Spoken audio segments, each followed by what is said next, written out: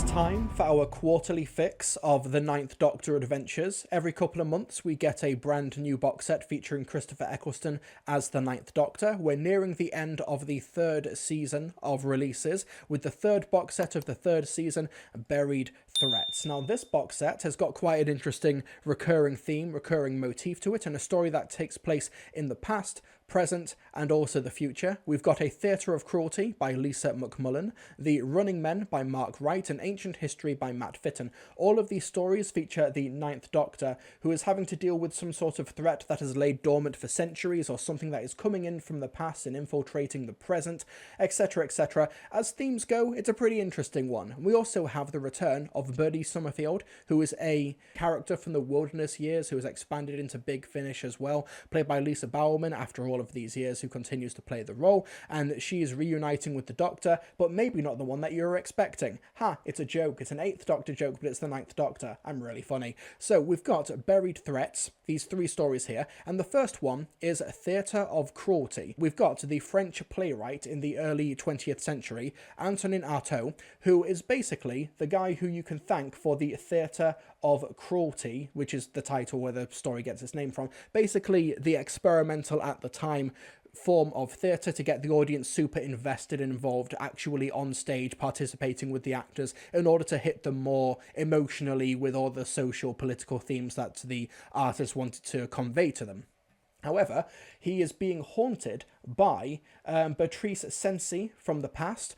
Those of you who may not know, Beatrice Cenci is a teenage girl centuries ago who was abused heavily by her father, so she killed her father, and then for that she was sentenced to death, and then Antonin wrote a play about her, and then that play was adapted into films, into other works and such. He's wanting to do a play about this woman, however her spirit seems to be inhabiting his dreams, inhabiting his nightmares, and the Ninth Doctor is here to help. Let's play a clip from A Theatre of Cruelty. Welcome, friends, to the Champs-Élysées Comedy Theatre. Is there not a Champs-Élysées Tragedy Theatre? My fellow creators, I want to propose to you a theatre the likes of which has not been seen before. A theatre which may upset, a theatre which may offend, a theatre of violence. A theatre of cruelty. Yep, I think you may be losing them, Anton. I have written a story. My story. Blimey, where did you come from? A story whose telling will assault the senses. All the senses. My audience will see, hear, touch, taste, and feel this story. My story. Yeah, all right, I heard you the first time. Don't shush me, shush her. Oh, they can't see you, can they? Why can't they see you? Nobody sees me. Nobody sees me. Nobody has ever seen me. I can. Why is that then? Because you have seen the dawn of time. I have, yeah. Now that was a show. Doctor, sorry. Shall we? Where'd you go? Imagine a theatre that transcends words. A theatre which provokes and confronts. A theatre which thrills and terrifies. A theatre which incites an audience to great passions and furies. No longer mere spectators, but participators in the act. Thank you. I hope to have your support. Do please feel free to ask me any questions.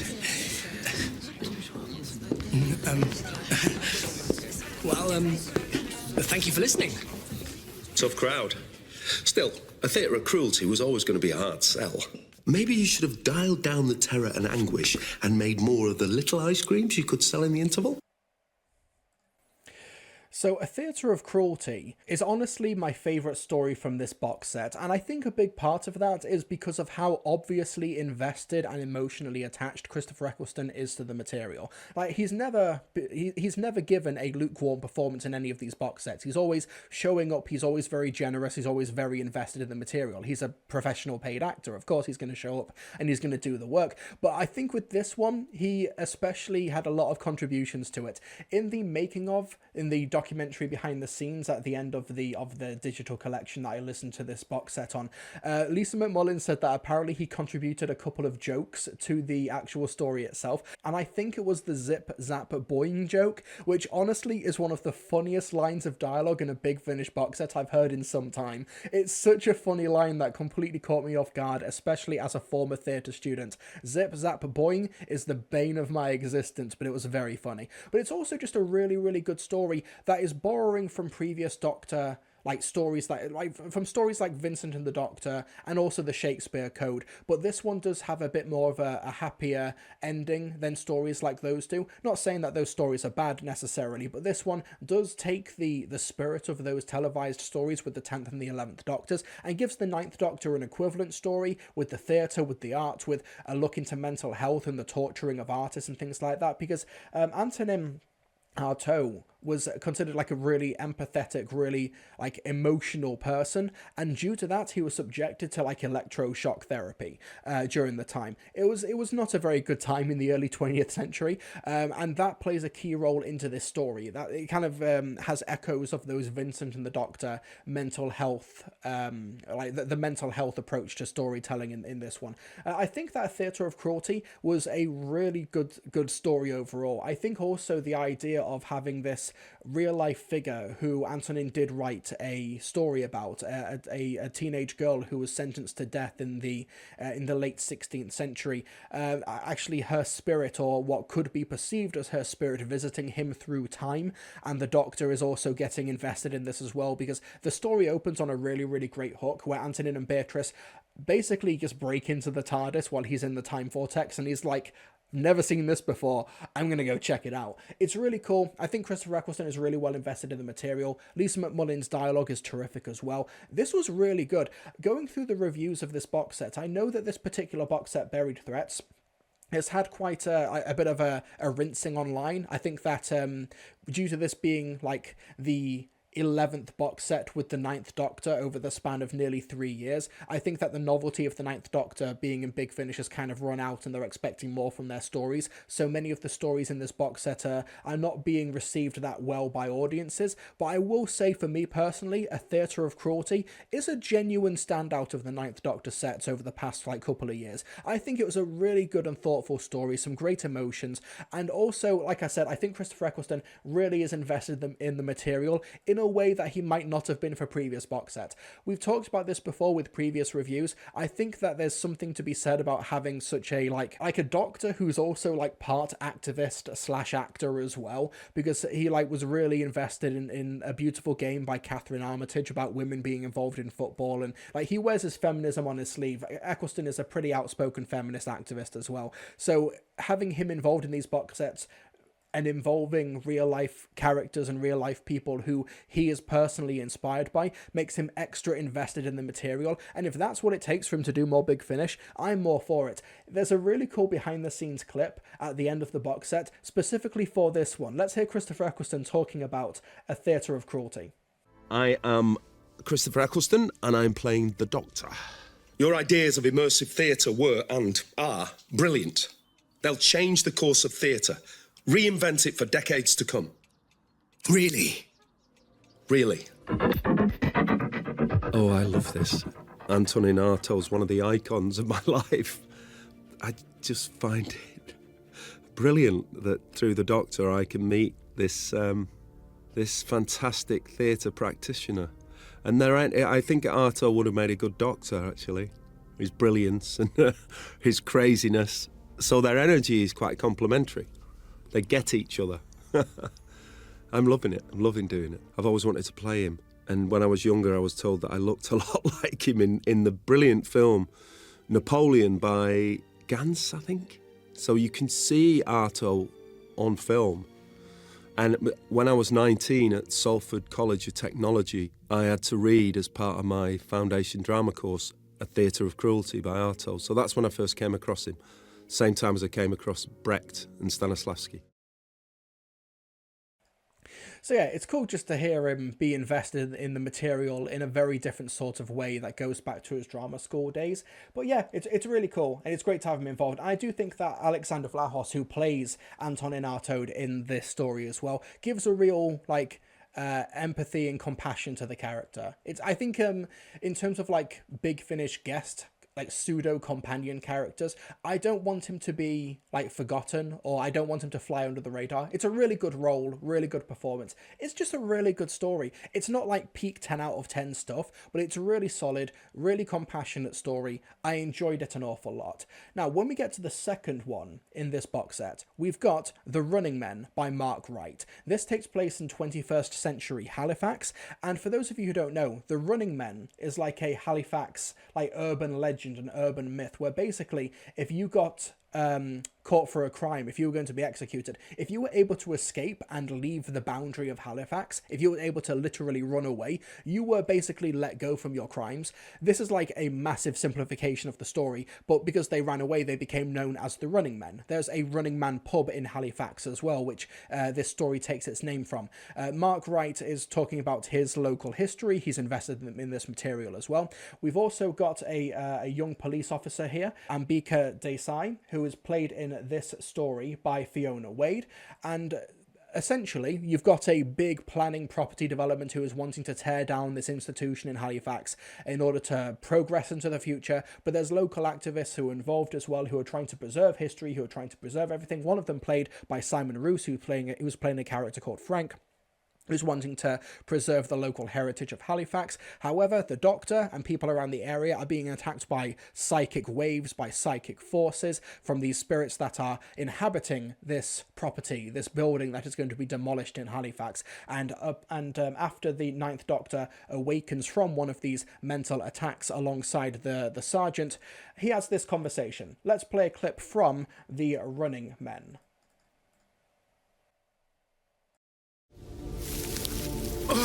What happened? Some kind of fit. Psychic resonance field. Oof.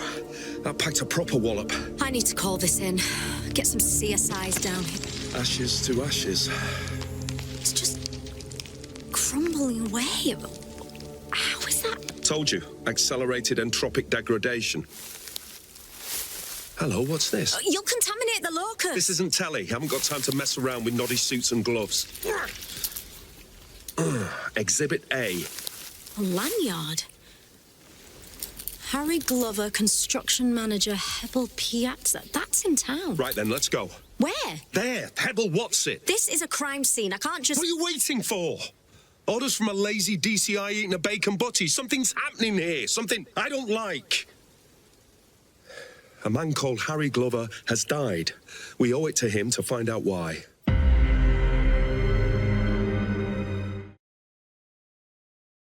Liam Daly in the chat says this sounds a lot like Flatline. Here's the thing, though, is that, like I said, when it comes to A Theatre of Cruelty, I don't really so much mind the Big Finish box sets taking some inspiration from previous TV stories, especially ones from other Doctors, because it allows these other Doctors to have like a flavour of like of their predecessors and their successors, and put them in different environments and in different stories. The issue with The Running Men is that it feels incredibly derivative of other Ninth Doctor adventures as well. Like the idea of local heritage and local history and stuff like that, and these threats from the past coming to the future, that has been done several times over the Ninth Doctor. We've got The Way of the Buryman, which is talking about the Scottish Bury legend.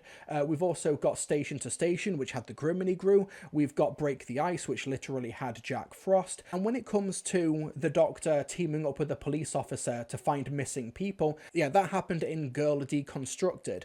And also, like, there was Fright motif as well. Basically, with this particular story, The Running Men, we've done all of this before, and it also doesn't really help that I have a massive suspicion that Sergeant Ambika Desai was maybe meant to be Yasmin Khan, or a Yasmin Khan stand-in type character, but when Mandip Gill maybe turned it down, they decided let's just make her an original character, but let's just change the name. It just feels like massive been there, done that energy, and the story itself, I've got to admit, wasn't really that interesting. Mark Wright's invested in the material, in his local history and his local heritage, and that does come through, but for the story itself, there's just not an awful lot to it. The villain is pretty stock, is pretty boring overall. even though she's played by the brilliant Pookie Quesnel, who you may remember from the best Doctor Who spin-off, Class, where she plays Dorothea, so she's one of the best characters in Doctor Who history, returning to the Doctor Who universe in this Ninth Doctor box set, but the character doesn't really have much to do other than monologue about how progress needs to be done, let's tear down history and progress and stuff like that. It just seemed a bit repetitive, and honestly, with the climax of the story, if you put a gun to my head and asked me to tell you how this story concluded, how was the threat defeated, I genuinely could not tell you. It was basically just a load of sound effects for about a minute and a half, and then there was a lot of crying, and then the story wrapped up. Honestly, this was not a good story. It was quite a slog to listen to, if I'm perfectly honest. There wasn't a lot to it. It was super derivative of previous Ninth Doctor stories, unfortunately. Maybe it would have been better if this particular story was given to another Doctor, maybe the 4th or the 5th Doctor, because with the Ninth Doctor in particular, it doesn't really say much about his character. He doesn't really feel like a good fit for this particular story, and like I said, there have been so many previous Ninth Doctor stories which have taken this exact same format, this exact same type of premise, and have done it significantly better. It was a bit disappointing. And speaking of disappointing, we have the final instalment of this box set, Ancient History by Matt Fitton, where we're in the far-flung future, and Bernie Summerfield is excavating a site, and the Doctor is also there. However, he is a bit incognito. He is pretending to be a professor named Arthur Van Dango. Bernice is there with one of the big archaeological finds of the century there, because there's a fascist, evil, like cunning as Daleks, technologically advanced as the Cybermen civilization that disappeared millennia ago, and Bernie Summerfield is there on the case to investigate and excavate it and figure out what's going on here, and the Doctor is there to figure out why have they been messing around with the time vortex, what has been going on that's so timey-wimey with these villains, which are called the Kavarin. Like I said, the Doctor is under an alias, Arthur Van Dango, but it doesn't take long for that alter ego to falter, and Bernie Summerfield confronts him about it. Let's play a clip from Ancient History. Of course it's him. Why wouldn't it be him? What's a hand? No, I'll manage. I can reach my pack on the ledge. Let me. No, wait! Oh! Oops. Anything important in there? Lucky socks. All right, let's do this. Explanation, now. I'm sorry, Bernice. Professor Arthur Van Dango? Really? I had to fill in a form. I panicked. That's the first name that springs to mind, is it? Well, I could hardly put John Smith. You'd have spotted it a mile off. You know me too well. I thought I did. This was you. Malfunctions, lost crew, vanishing artifacts, even the weather. Mostly, yeah. Sorry. Don't keep saying sorry. You're only apologising because you got caught. Fair point. This your trowel? Thanks. Did you poison Twisk as well? No, why would you think that? I'd never hurt anyone. I just hoped you'd all leave. Is she okay? Bit peaky, but fine. Why, Doctor? Why didn't you just tell me you were you? I couldn't. This isn't avoiding someone's eye in a supermarket aisle. You said you were someone else. You didn't want to talk to me. That hurts. I was trying to slip in and out incognito. And do what? So, conceptually, Ancient History sounds like a terrific release. It sounds like a terrific story, where it sounds like it's a premise that is replete with drama, where you get the Ninth Doctor trying to hide his identity from Bernie Summerfield because he doesn't want to open up with her about what's been happening in the Time War. He didn't expect Bernie Summerfield to be there, so he sort of improvised and he panicked in a stupid doctorly way, and then Bernice feels betrayed about that because she's a very long-running companion in the expanded universe who knows about the Time Lords, who knows about regeneration, who has been the companion and a friend of an alternate unbound Doctor played by the late great David Warner. So obviously she's been around the block, and if anybody is going to understand what the Doctor's been going through on a companion level, it's going to be Bernie Summerfield. However, like I mentioned with the last story, The Running Men, this already kind of feels derivative of previous Ninth Doctor reunion stories, particularly the Way of the Buryman story where the Ninth Doctor reunites with the Brigadier and does not want to open up about the Time War, and also the Flat Pack story which reunited the Ninth Doctor with Liv and Tanya, who were previous like Eighth Doctor companions, and since then there's been the Time War, and he doesn't want to open up to them either.